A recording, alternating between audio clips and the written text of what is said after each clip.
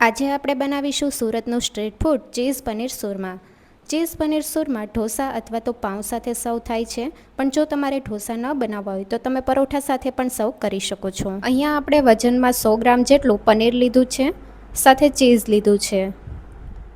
પનીરનો આપણે થોડો ટુકડો સાઈડમાં લઈ લઈશું. આ આપણે ખમણીને યુઝ કરવાના છીએ અને આના આપણે નાની સાઇઝના ટુકડા કરી લઈશું. પનીરના આપણે એકદમ નાની સાઇઝના ટુકડા કરવાના છે, સાથે આપણે ચીઝ પણ ઉમેરવાના છીએ. તો આ રીતે એકદમ નાની સાઇઝના ટુકડા કરી લઈશું. પનીરના આ રીતે નાની સાઇઝના પીસ તૈયાર કરી લીધા છે. હવે આ જે પનીર રાખ્યું છે એને આપણે ખમણીની મદદથી ખમણી લઈશું.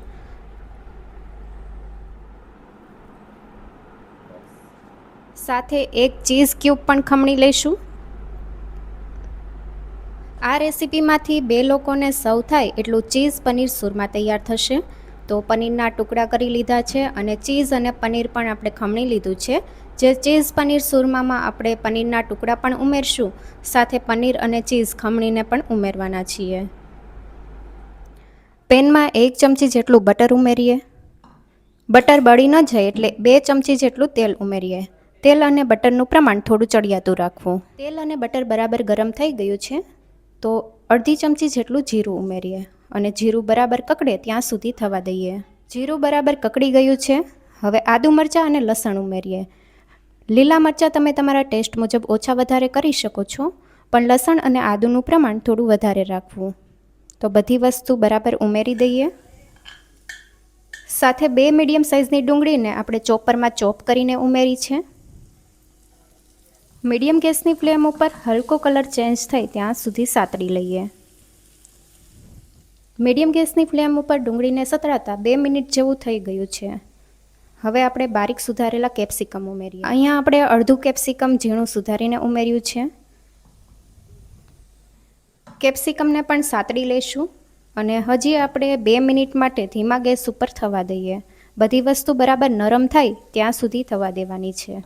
કેપ્સિકમ પણ બરાબર સોફ્ટ થઈ ગયા છે. તો હવે આ સમયે આપણે મસાલા ઉમેરવાના છે. ગેસની ફ્લેમ ધીમી રાખવાની છે. 1/4 ચમચી જેટલો હળદર પાવડર, 1 ચમચી જેટલું ધાણા જીરું પાવડર, 1 ચમચી કાશ્મીરી લાલ મરચું પાવડર કે તીખાશ તમે તમારા ટેસ્ટ મુજબ ઓછી વધારે કરી શકો છો. સાથે 1/4 ચમચી જેટલો પાઉંભાજી મસાલો ઉમેરીએ.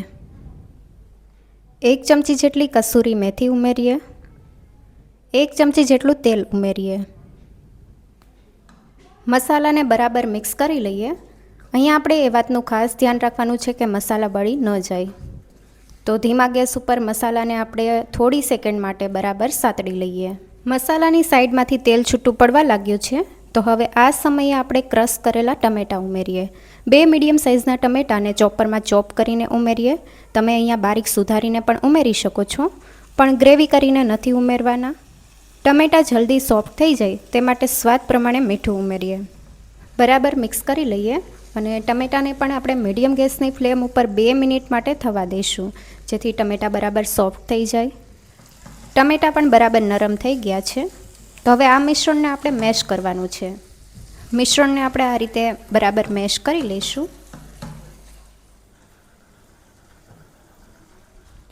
અહીંયા આ સમયે તમે પાલક ઉમેરી શકો છો. જો પાલક ઉમેરવી હોય તો 1/4 કપ પાલક ઉમેરવાની, અને પાલક ન હોય તો તમે લીલી ડુંગળી પણ ઉમેરી શકો છો. આ રીતે સેન્ટરમાં આપણે ખાડો કરી લેવાનો છે.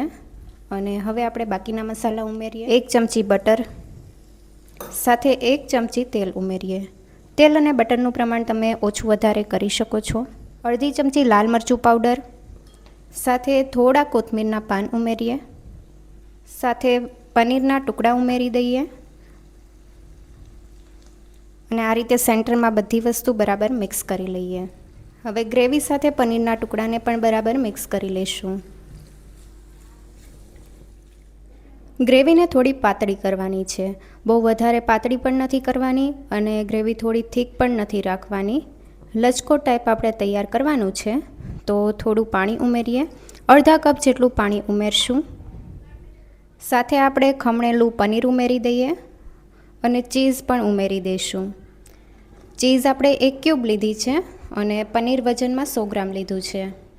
બરાબર મિક્સ કરી લઈએ બધી વસ્તુને. ચીઝ પનીર સુરમા ઢોસા સાથે સર્વ થાય છે, પણ જો તમે પાઉં સાથે સર્વ કરો તો પણ ચાલે. હવે અડધી ચમચી ચાટ મસાલો ઉમેરીએ અને પાણી ઉમેર્યું છે એટલે સ્વાદ પ્રમાણે આપણે મીઠું પણ ઉમેરી દઈશું. તો ચાટ મસાલો ઉમેર્યો છે અને પહેલાં પણ આપણે મીઠું ઉમેર્યું છે, એટલે ટેસ્ટ કરીને પછી મીઠું ઉમેરવું. 2 ચમચી મલાઈ ઉમેરીએ. તમે ફ્રેશ ક્રીમ પણ લઈ શકો છો. બધી વસ્તુને બરાબર મિક્સ કરીને આપણે 2 મિનિટ માટે મીડિયમ ગેસની ફ્લેમ ઉપર કૂક થવા દઈએ. મીડિયમ ગેસની ફ્લેમ ઉપર કૂક થતાં 2 મિનિટ થઈ ગઈ છે અને તમે જોઈ શકો છો આ રીતે તેલ અને બટર છૂટું પડવા લાગ્યું છે. તો હવે વધારે કૂક નથી કરવાનું, ગેસની ફ્લેમ બંધ કરી દઈએ. ઉપરથી કોથમીરના પાન ઉમેરીએ. ચીઝ પનીર સુરમા તૈયાર છે. કન્સિસ્ટન્સી તમે જોઈ શકો છો, ન વધારે જાડી કે ન વધારે પતલી, આ રીતે લચકો હોવી જોઈએ. તો ગરમા ગરમ ચીઝ પનીર સુરમાને આપણે ઢોસા સાથે સર્વ કરીએ. ચીઝ પનીર સુરમાને આપણે ઢોસા સાથે સર્વ કરવાના છીએ. નોનસ્ટિક તવાને હાઈ ગેસની ફ્લેમ ઉપર ગરમ કરી લીધો છે. થોડું પાણી ઉમેરીને લૂછી લઈએ જેથી તવાનું ટેમ્પરેચર ડાઉન થઈ જાય. 1.5 ચમચા જેટલું બેટર ઉમેરીને અંદરથી બહારની સાઈડ આ રીતે ફેરવતા જવાનું છે અને ઢોસાને પાથરી લેશું. ઢોસાની ઉપરની સપાટી ડ્રાય થાય એટલે થોડું બટર ઉમેરીએ. તમે તેલ પણ ઉમેરી શકો છો અને 2 થી 3 મિનિટ માટે મીડિયમ ગેસની ફ્લેમ ઉપર થવા દઈએ. પરફેક્ટ માપ સાથે ઢોસાનું ખીરું કઈ રીતે બનાવવું એ રેસીપી જોવી હોય તો કમેન્ટ બોક્સમાં જરૂરથી જણાવજો. તો એકદમ ક્રિસ્પી ઢોસા તૈયાર છે. ચીઝ પનીર સુરમાને ગરમા ગરમ પેપર સાથે સર્વ કરીએ. ઉપરથી ચીઝ અને કોથમીરના પાન ઉમેરીએ. રેસીપી કેવી લાગી કમેન્ટમાં જરૂરથી જણાવજો. નવી રેસીપી જોવા માટે ચેનલને લાઇક, શેર અને સબસ્ક્રાઈબ કરો. Thank you for watching.